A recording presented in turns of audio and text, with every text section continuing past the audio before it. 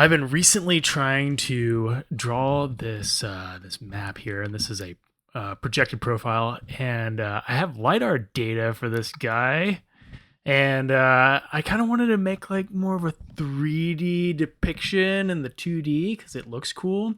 I personally have never done this in a cave map, and I just don't really draw cave maps that often.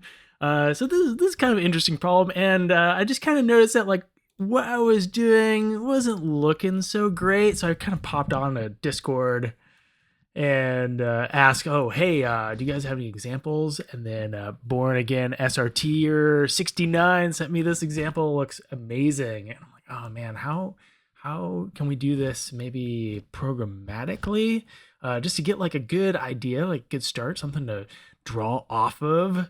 I kind of used the grid fragment shader in Caveware, similar to how like this grid in the background is drawn. I just basically used that code, but draping it onto a LiDAR scan. And immediately, if you go into like the profile mode, so this profile that's drawn in Illustrator,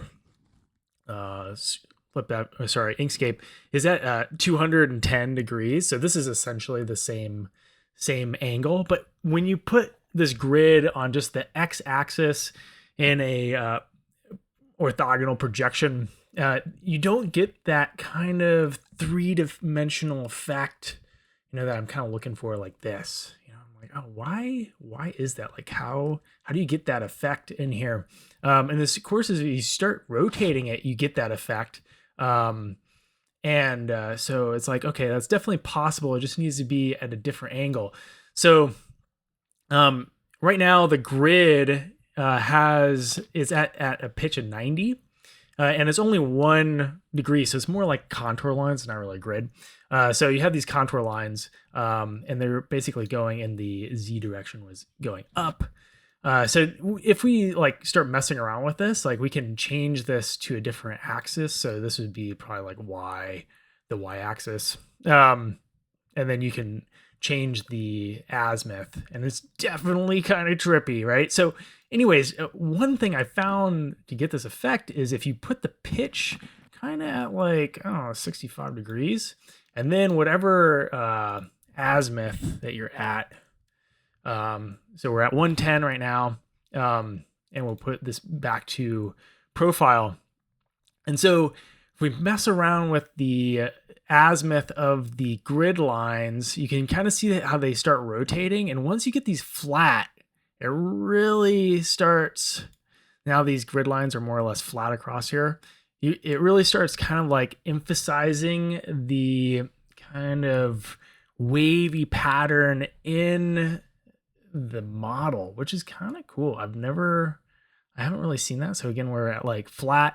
So this is z-axis, just straight contours. And then if you start moving these across, now we're going more vertical, and it kind of exaggerates those contour lines.